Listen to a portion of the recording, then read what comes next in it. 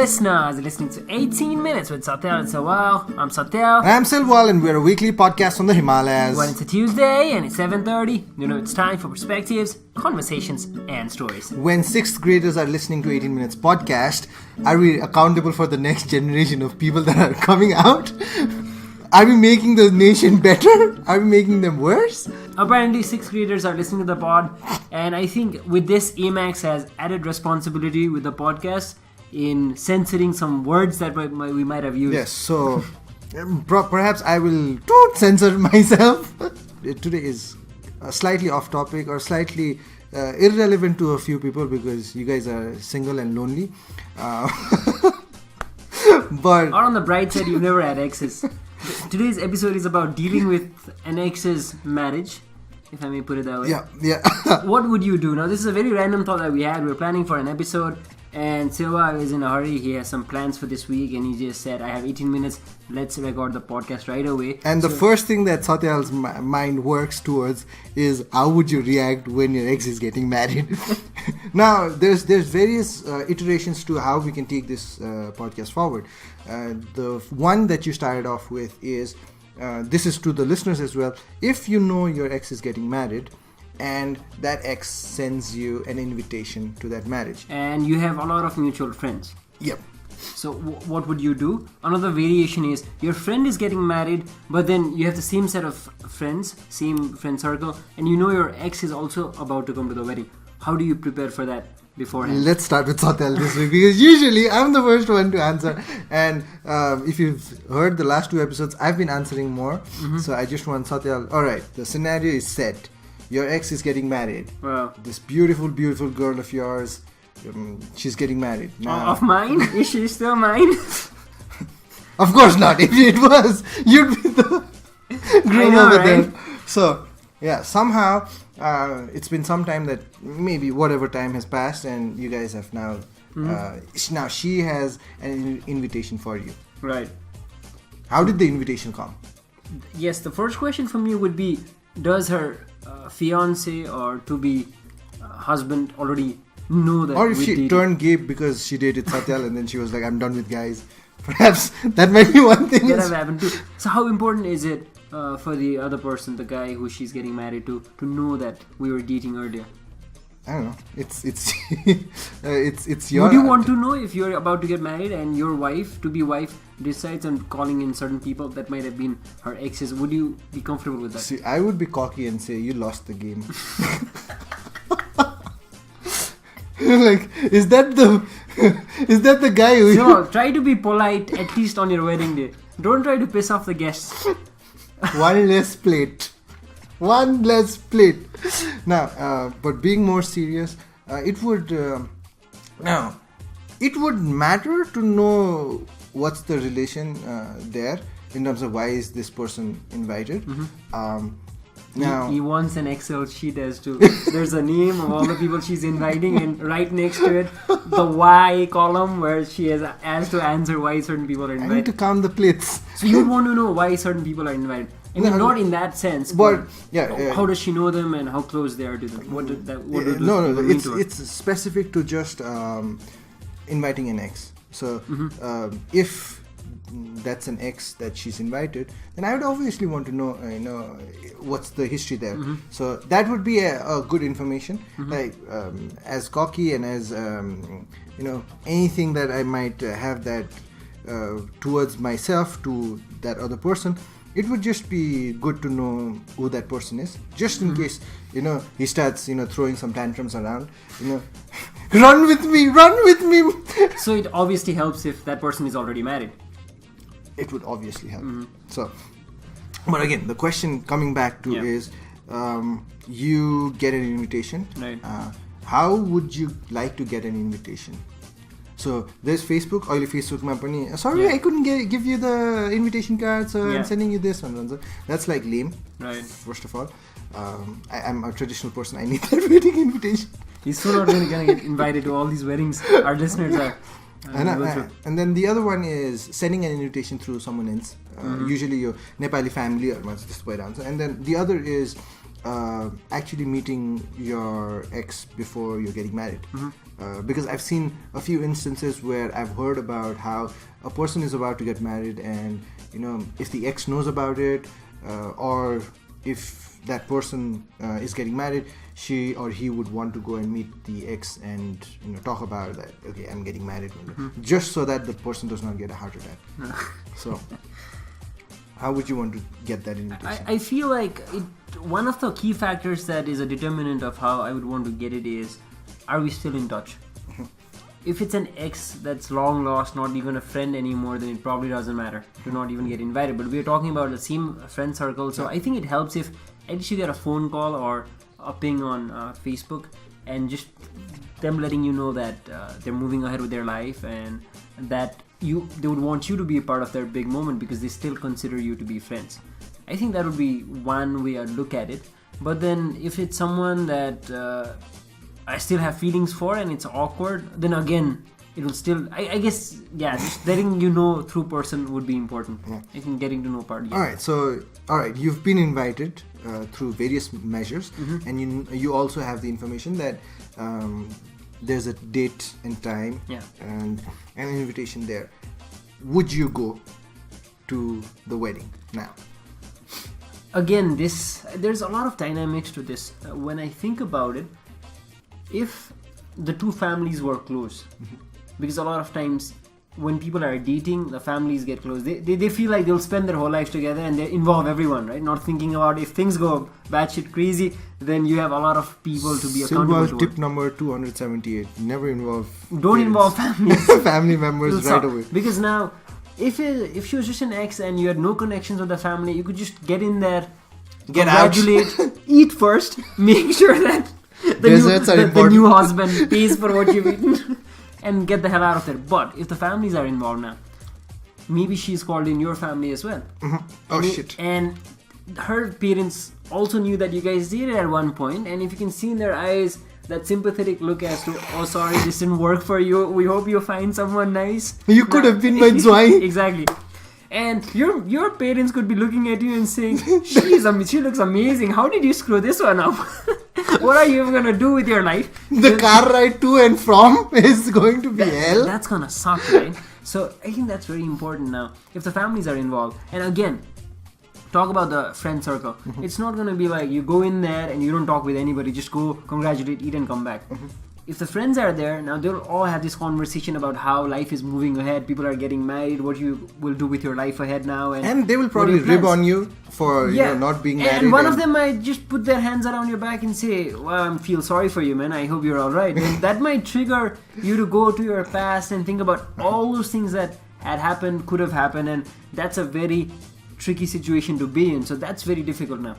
But then the problem is, if you decide not to go, like Silwal said earlier, a decision to not go can also be implied as being said that you have feelings, you still have feelings. Now, because there are a lot of mutual friends and the parents also know you and were expecting you to come there and gracefully, congratulate the bride and groom, then again, there will be rumors around the place that you probably were sour and you didn't join. Yeah, wow, man. So difficult. So there might be... when we say feelings, it's not that you might still be in love with that person, or you might have that feeling. You might just absolutely hate that person for how much of a bitch they were to you in your life. Or maybe there's this separation, anger, and that ego at play, and why did she invite me? There might be so many variations of emotions that a person might go through.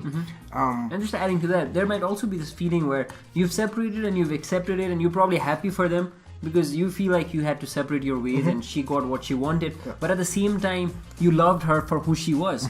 And now to see her with somebody else and to see that somebody else will be getting the best of her is something that still hurts you. Doesn't mean that you want them to separate and for her to come back. You still want the best for her, but at the same time, you don't want to go back to your past self. And I think I don't know if it was the last episode that I talked with you, but we talked. I did talk to someone about how you might feel lonely, being alone, and especially if you see, the girl of your dream or the guy of your dream at the altar, and when there's no one besides you, that loneliness just might, come to the forefront, and you might actually feel the air over there of how sad and pathetic, or maybe the kind of feelings that a person who feels alone might have, because you were together for such a long time and everything was great, but something happened, which is why you're in the guest seat and he or she is on the main seat, the hot seat,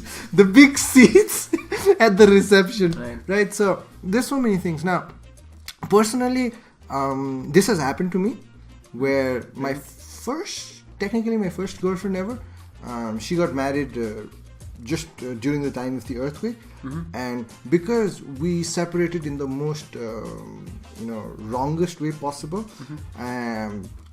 my friend got an invitation. Your mutual friend. Yeah, my mutual friend got an invitation. I didn't get an invitation, but the thing was, I always felt sorry for her, and I always knew that at least she found someone good enough, or at least she does not have to think about me. I was like, phew, no more random text in the middle of the night. I'm sorry if you're listening. Did it hurt you that you didn't get a text? No, not at all. You felt like at least she could have said not that. at all. Because I already made peace with myself about the separation. Now, there were reasons for separation, and there's a reason why I decided to separate with her. There was a big reason there, and when she was about to get married, I was like, thank God that she's getting married, because she's a nice person and she deserves someone better. Okay. Not saying that I'm a bad person. Maybe I've been an asshole, but even she was an asshole at some point. So he said, she said, right? But it did not pinch me as much, probably because I really wanted her to have a good life, and that made me want to just bless her. But the thing is, my friend also did not go. And that was during the blockade. So yeah, whoever from my childhood remembers this person, don't send this to her. I hope she has a wonderful life. Now coming back to what we were discussing. So I guess at the end of it, it just comes down to you, and it's a personal choice that you have to make. You have to look into your best interest now, because that person is already about to ship the sail, if you will, with somebody else. And she's well and good now. She's on her way. Now you, on the other hand, have to take care of yourself. Accept it, right? And if you feel like it's something difficult, because just going there, a lot of times we want to be there for that person and smile and be there for that happy moment. But at the same time, when coming back home, just like you said, seeing them in the altar, seeing that you're alone here on the other side, and coming back and going through that lonely night where you reminisce on all these past moments and start hating yourself, that's no good either. So you have to look into your best interest. So is it alright then to say, screw everybody, I don't care what people will say, I don't care what my mutual friends say, I don't care what my parents will say, I don't care what my could have been in-laws would say, I'm not going there, it's alright? That's a fine choice as well. Another thing that you could do is, regardless, ideally in an ideal world, yes, you don't care about what anyone says, right? But in reality, when someone says something, it does, it sure does. Sometimes it hits a nerve, sometimes it hits an emotion. So maybe accepting everything else, but still showing up might mean that, okay, actually you've moved on, or you're actually happy for that person, and ideally you would want to be happy for the other person. Absolutely. Now, for talking from my perspective, whenever, because the scenario is that you guys have broken up, or the couples have broken up, the reason some people are still hungover from a breakup is because they would always feel that they can get back. And when he or she is getting married to someone else, that's like the final door, right? That's, after that, there's no coming back. So if you really are into a person and you've broken up, you still have feelings for that person, you might try and try and try, but when that door of marriage that will not break at any cost, when that hits you in your face, have you accepted the fact that she's never and no longer ever going to be in your life? Or would you start doing these stupid things that I've seen a lot of guys make when they see the girl of their dreams getting married, and they start lashing out, they start drinking more, they go into this devdas mode, and that's not helping anyone. It paints the the girl or the boy to see their ex, suffering. Right. Like, even if you hate that person, that's not a good sight to see. Right. And as well, there's so many things that could happen. So you can never be sure about these things. We're just discussing this because if you have an ex and they're about to get married, we just want you to relate with whatever we're saying. Again, there is no absolute science to this. We're nearly coming to the end of the podcast, but then Silwal talked about also preparing to face an ex in a wedding of a friend. Yeah. How would that go about? Yeah. So the next scenario that we were planning on doing, we planned on was, your friend is getting married, you have a bunch of common friends, and one of your common friend is your ex. Right. Would you want to go? How would you prepare for that, having the information that your ex is in that wedding? Now, for me, the kind of person I am, I will be like, hey, hi, hi, what's up, and everything, because I don't necessarily want to show I have any bad intentions or that anger.